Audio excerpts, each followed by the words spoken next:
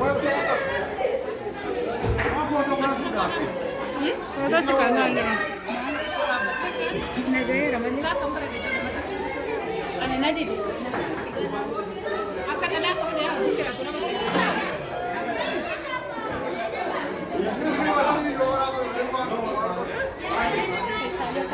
Dukan ada lagi sih kan.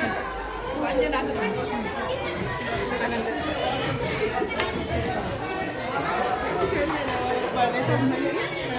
Waalaikumsalam. Zainab. Abangnya Kenya senang di situ.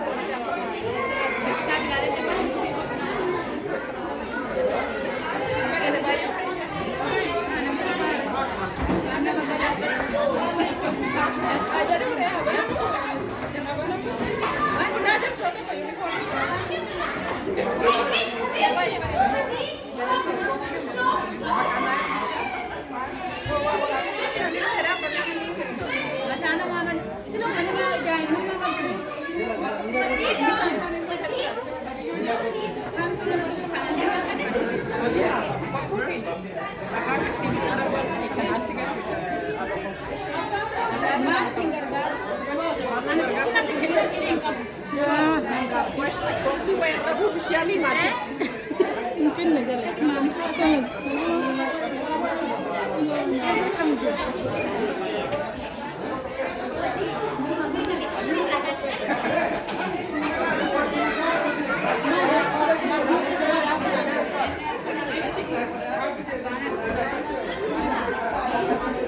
Yusra.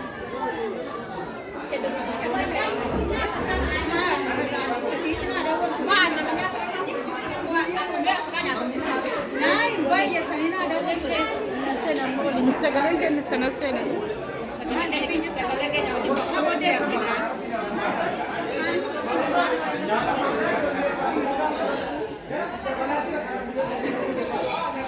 Akan beredar laku fakatnya.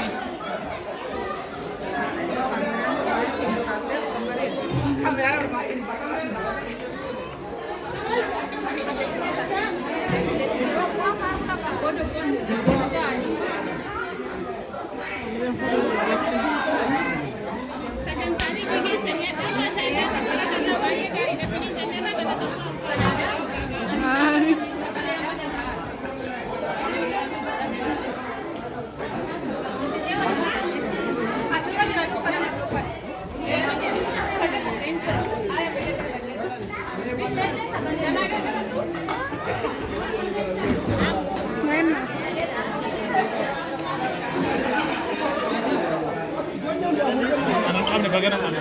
Laki. Kalau teta. Karara.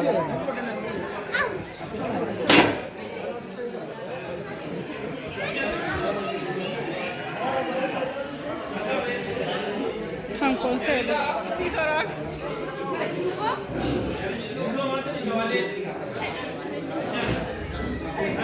Boleh aja lewat dari sini boleh.